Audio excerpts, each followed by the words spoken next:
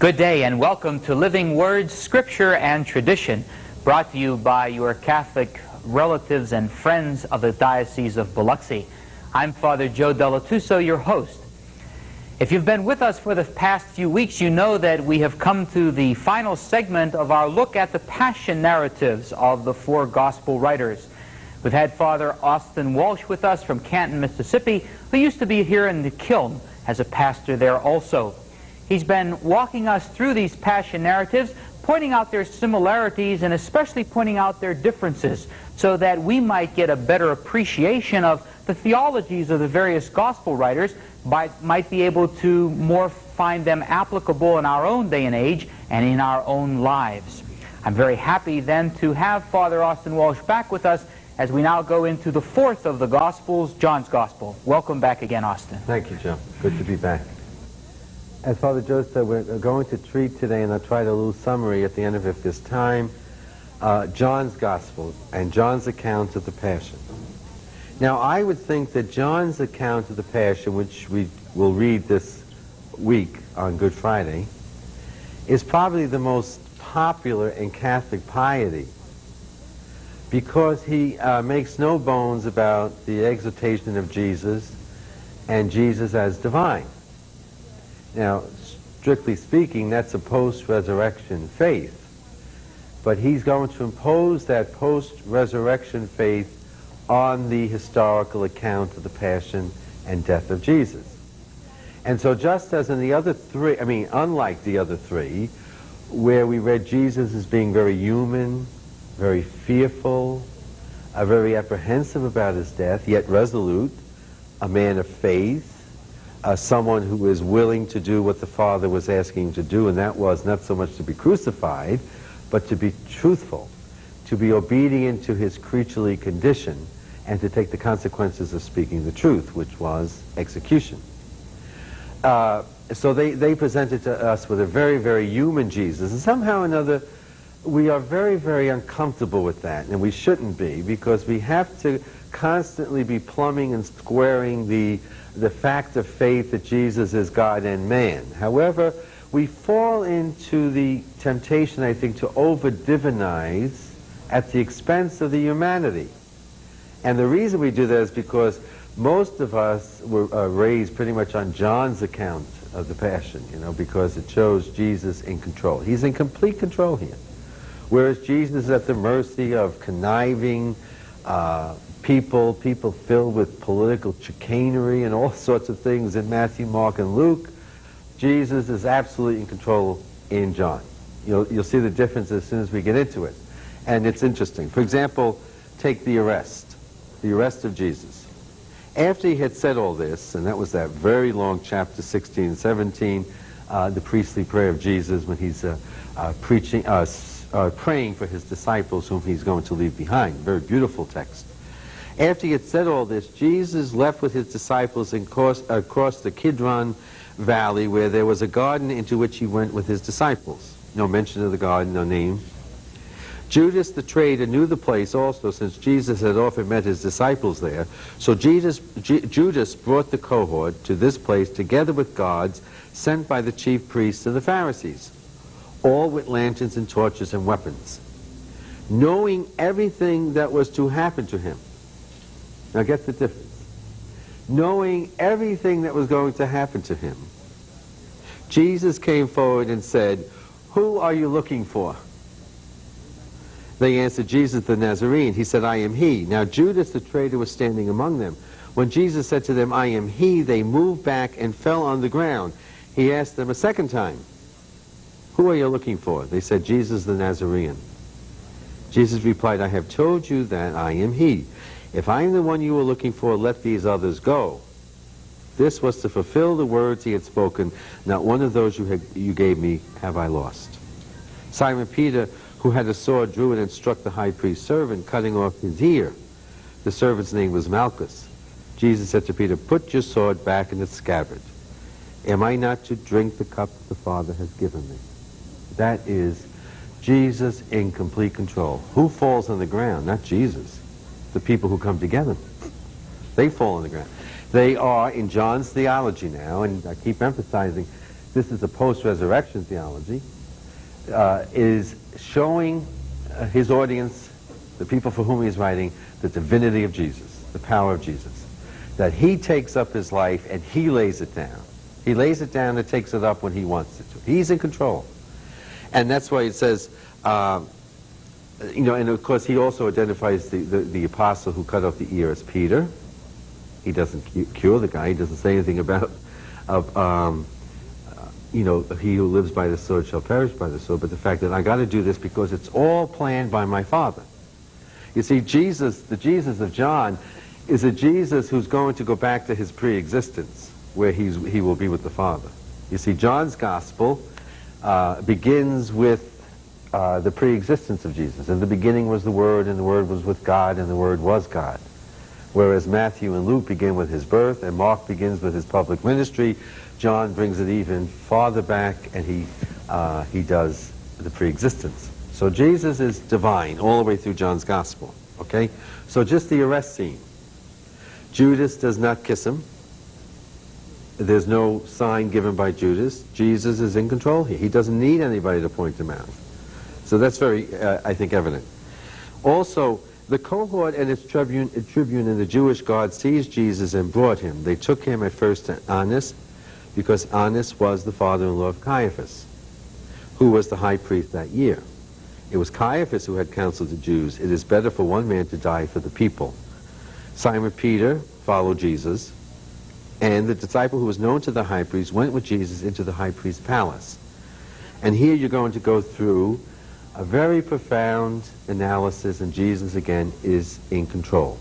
He tells them his kingdom is not of this world. He's not the silent Jesus of the other three Gospels. He's a Jesus who tells them exactly what it is, because he's the Messiah, he's the Christ, he's the Anointed One, and therefore he doesn't really feel that he should be on trial, but they should be on trial. Okay? So that, again, they ask for Barabbas to be released, and of course he is. Now Pilate then had Jesus taken away and scourged, and after this the soldiers twisted some thorns into a crown and put it on his head and dressed him in a purple robe. They kept coming up to him and saying, "Hail, King of the Jews." Prior to this, don't forget, Jesus told them he was the way, the truth, and the life. And Pilate said, well, what is truth? Very cynically, what is truth? So Pilate is projected by John as a cynical, conniving man, as someone who really doesn't want to know the truth, and therefore will be very cynical about the truth. And again, we've met people like that. You know, don't tell me the truth because I might have to change my mind, I might have to change my way of life, my lifestyle, and they don't want to do that. So he's, again, encountering people in a very philosophical way. John's gospel, again, is very, very philosophical. It's Hellenistic. He's appealing more to the intellectual Greek-speaking Jews and the Greeks themselves. Okay, so, but Jesus still is humiliated, and this is a very historical notion, because all Gospels mention him being scourged and crowned and whatnot. Pilate came outside and said to them, "Look, I'm going to bring him out to you to let you see that I find no case against him." Jesus then came out wearing the crown of thorns and the purple. Pilate said, "Here is the man." When they saw him, the chief priests and the guards shouted, "Crucify him! Crucify him!" Pilate said, "Take him yourselves and crucify him. I find no case against him." The Jews replied, "We have a law, and according to that law, he ought to be put to death because he is claimed to be God's son." And when Pilate heard this, his fears increased. Re-entering the praetorium, he said to Jesus, "Where do you come from?" But Jesus made no answer. Pilate said to him, "Are you refusing to speak to me? Surely you know I have the power to release you and have power to crucify you." Jesus replied, Jesus in control now, "You would have no power over me at all if it had not been given you from the one above. That is why the one who handed me over to you has the greater guilt." So Pilate condemns him to death. Okay? The crucifixion is interesting. They then took charge of Jesus and carrying his own cross. No Simon or Cyrene here. No help for Jesus here. In John's Gospel, the divine Jesus carries his own cross. And he makes it very clear. And carrying his own cross, he went out to the place of the skull, or as it is called in Hebrew, Golgotha, where they crucified him with two others, one on either side, Jesus being in the middle. Pilate wrote out a notice and had it fixed on the cross. It ran, "Jesus the Nazarene, King of the Jews." The notice was read by many of the Jews because the place where Jesus was crucified was near the city, and the writing was in Hebrew, Latin, and Greek. So the Jewish chief priest said to Pilate, "You should not write King of the Jews, but that the man said, 'I am the King of the Jews.'" Pilate answered, "What I have written, I have written." And of course they divide Jesus' garments, that count. Jesus is alone at the cross except for his mother and his disciple whom he loved, John, and a few of the women. And one of the words that Jesus mentions, of course, is, "I am thirsty." Also Jesus says from the cross, "Mother, behold your son. Son, behold your mother." So he's saying more than the other accounts have put into his mouth. And of course at the end he says, "It is finished." In other words, okay, I'm making the decision. I'm in charge here. It is finished. So you see, in Matthew and Mark, there is that abandonment. "Father, my God, why have you forsaken me?" In Luke, it is, "Father, into your hands I commend my spirit." And now this is triumph. It is finished. The work that I have come to do is finished. And so John's whole account is Jesus very much in control. And yet there are common ingredients. The fact that he was unjustly accused, he went to trial, he was released instead of the bandit, and the fact that he dies are all part of the four accounts. But in John's account, Jesus is in control. Let's just outline some of this on the board just to sum up some of the ways in which these people differ, okay? And that's important. Okay, so you have Matthew, Mark, Luke, and John, all right? With the arrest, you have similarities and differences. The arrest in Matthew and Mark is quite similar, except in Mark he calls him friend. In Matthew he says nothing. Matthew, Mark, Luke, and John. Okay. Fried I have. He calls him fried. But anyway, he calls him friend. F-I-E-N-D. I'm going to spell it right. Friend. Okay? He calls him friend. In Luke, he calls him Judas. And John doesn't even say anything to him. Judas doesn't enter the picture at all, except he's in the crowd. Huh? So in Gethsemane, too, prior to the arrest, Matthew has Jesus praying 3 times. Mark has Jesus praying 3 times. Luke has Jesus praying once. John doesn't even have an account of Jesus praying. Okay? So let's put that here. You know it goes first. 3 prayers. 3 prayers. 1 prayer. No prayer. Okay? Then the arrest is addressing Judas or not addressing Judas. Matthew, the servant cuts off the ear. The ear of the servant is cut off. Jesus says nothing. In Mark, the ear is cut off, and Jesus says, put away your sword, because he who lives by the sword shall perish by the sword. In Luke, Jesus tells them to put away their sword, but he also heals the man who was wounded. John has Peter doing it.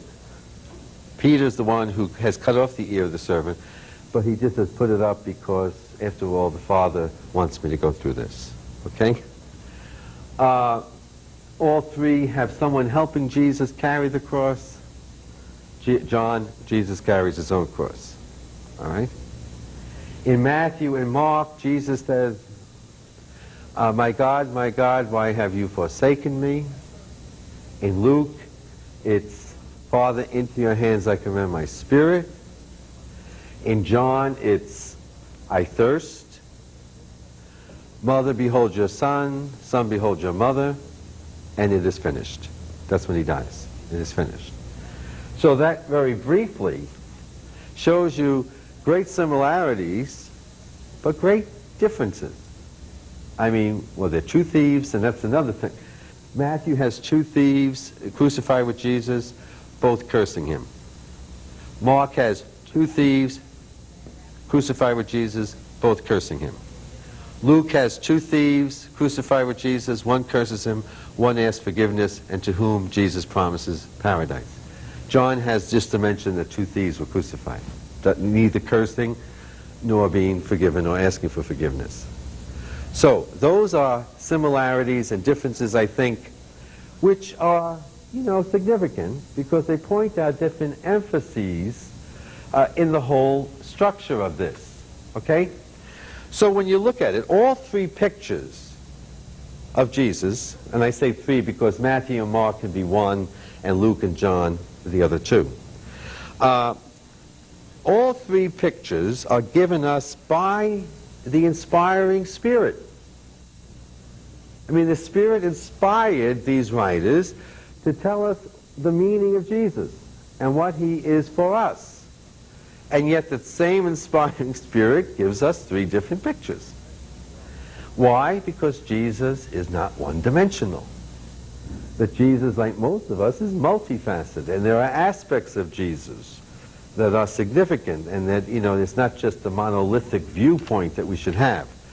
So that a true picture of the whole, however, emerges when you read all four Gospels.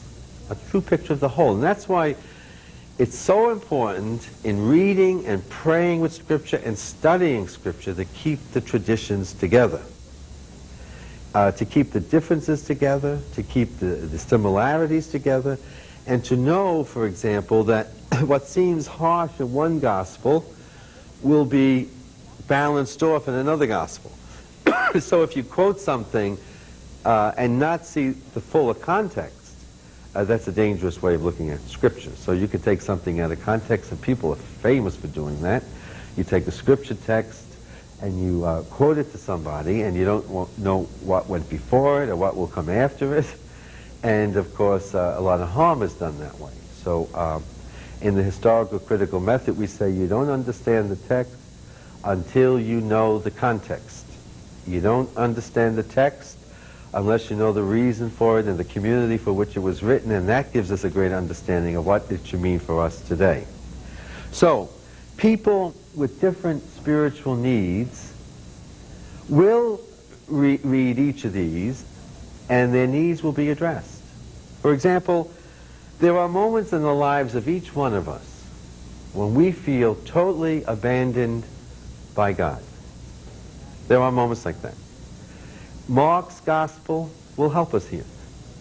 Because even though Jesus was seemingly abandoned, he knew the Father was with him. So sometimes the consolation that we get from this is not that we're going to feel good about it. Our abandonment will still be painful, or our feelings of abandonment will still be painful. But like Jesus, we know that the Father is with us, even in that. Then at moments in our lives, meaning and suffering may be linked to being able to say with Luke's Jesus, Father, forgive them, for they know not what they do. So maybe there are moments in my life when people are judging me or you, where people are abandoning us, or people are misjudging us, or rash judging us, or maybe people feel superior to us, and maybe people don't like us because we're Baptist or Catholics or blacks or Vietnamese. If that's true, then I think we have to say with Jesus, Father, forgive them, for they know not what they do. Rather than charge a lot of these things up to malice, maybe we, with Jesus, can charge a lot of it up to ignorance. Because prejudice, you know, is ignorance. I mean, intelligent people should not be prejudiced. But we'll meet them too. So there are times when Luke's gospel is going to appeal to us, and there are times when Matthew and Mark's gospel will appeal to us, when we feel abandoned. Then, of course, there are still other moments with John's faith, with John's perception. We must see that suffering and evil really have no final power over us, as Jesus saw that. That we know how the story ends. You know, if our faith says anything, it says that good will triumph, that Jesus has already conquered, and that what salvation consists of is my personal, with the grace of God, appropriation of the redemption of Jesus into my own life. Even though there's going to be trials and difficulties, I know with the triumphant Jesus of John's gospel that it shall be overcome. All shall be well. That's the Johannine faith. That the triumphant Jesus gives me and you hope that the thing that I fear the most has been conquered. And I think what we fear the most is death. We fear the most is evil, pain and suffering, and that has been conquered. And it's good for us to know that all shall be well. That if we who say we believe in Jesus are supposed to be constantly in a state of euphoria after that, I think it would be a mistaken notion. Once you accept Jesus Christ, once you say that I have accepted Jesus, we are gifted with joy, certainly. But that doesn't mean I'm not going to be sad at times, I'm not going to cry at times, I'm not going to be disappointed at times, I'm not going to be frustrated. I mean, because I have Jesus doesn't mean I have to walk around with a silly grin on my face. Because life itself doesn't always mean I should grin. Sometimes I should cry. And there's a difference between Christian joy, which means I know that despite my present suffering or disappointment or frustration, a God will conquer. There's a difference between that, which is joy, and happiness. Because happiness for many of us is a matter of the glands. You know, if you get up in the morning with a migraine headache, you certainly are not saying, oh, I'm so happy. You're not happy. But you don't lose your faith in Jesus either because you have a migraine headache. So accepting Jesus doesn't mean everything's going to be easy now. I've handed everything over to Jesus. No, you haven't.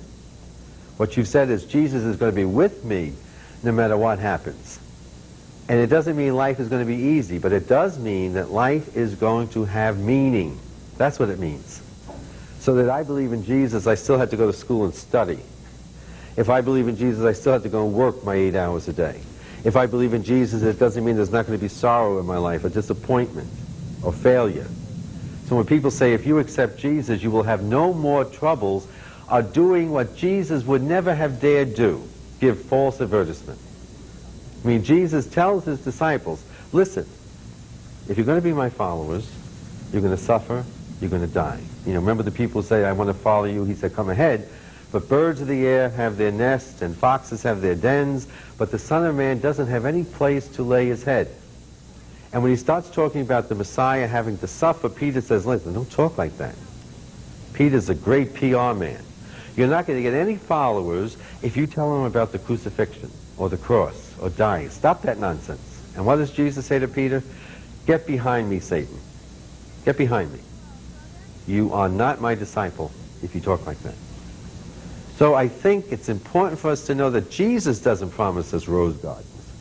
Jesus doesn't say, if you hand your life over to me, you're going to be very successful. That's not true. And if anybody tells you that, they're selling you a bill of goods. To believe in Jesus doesn't mean I'm lifted out of this world and its concerns, but now because of my faith in Jesus, I know that all shall be well. And so in this last week of Lent, and next week, this Sunday, we'll celebrate Easter, and the beautiful season that follows Easter. meditate on these readings and rejoice that the suffering servant Jesus is also the risen Lord. Thank you very much for joining us these past 6 weeks, and I was very happy for the opportunity to share this with you. And now I hand you back to Father Joe Dilettuso, who's the director of this whole program. Austin, thank you very much for taking time out of your very busy schedule, coming down here and presenting these programs for us. As we enter into Holy Week now, I think each of us in our own way, perhaps as Austin mentioned, depending on where we are, whether we are experiencing one of those peak moments of life or maybe one of those valley moments of life, can look at the Scripture, particularly the Passion narratives that we'll be focusing on this entire week as we go through Holy Thursday and Good Friday and Easter Sunday itself, focusing on those and perhaps being able to appreciate more what the Gospel writers were trying to say to us. Maybe with Mark and Matthew, we'll be trying to experience some of that rejection that all of us periodically go through, or maybe trying to put it into a better perspective would be another way of saying that. Being able to resign ourselves in a strong way, not a position of weakness, but from strength, of knowing that we believe in a God who is with us even in those moments of rejection. Perhaps with Luke, we can have the opportunity to look compassionately at someone else, or to experience and ask for that compassion of a Jesus who's willing to carry his cross, who's willing to turn to people and forgive them and be compassionate to them, even as they are even as he is experiencing much pain and suffering in his own life. Or perhaps we're in one of those moments when we can take strength from the fact that we believe in a Jesus, a Son of God, who is truly that, who is the vine, who does give us the final word on so many of those problems that would just overwhelm us, death and dying, suffering, pain, rejection, that would just overwhelm us in our daily lives if we couldn't lean upon that strength that he gives us by who he is. I certainly want again to thank Father Walsh for having been with us and encourage you to make this one of the best weeks of your year, to allow your own faith to come in contact with the gospel message, and the Spirit of Jesus, which we as Christians believe lives through his word, continues to speak to each one of us in our own hearts, calling us forth, a response from us, so that we can go out and be a witness in our day and age to the same kind of situations that Jesus was in his day and age. On Easter Sunday, I thought it would be an interesting thing, since all of our attention will be focused on the events of Jesus' life that happened in Jerusalem, to perhaps take a closer look at that city, and perhaps to fit for you or behind for you some of the actual geographic realities of that city, so that maybe you can then picture Jesus going through those final days of his life. I thank you for having been with us. Look forward to seeing you again on Easter Sunday. Your comments and suggestions concerning this program or topics for future programs would be greatly appreciated. Mail your comments to Living Words, Post Office Box 1189, Biloxi, Mississippi 39533.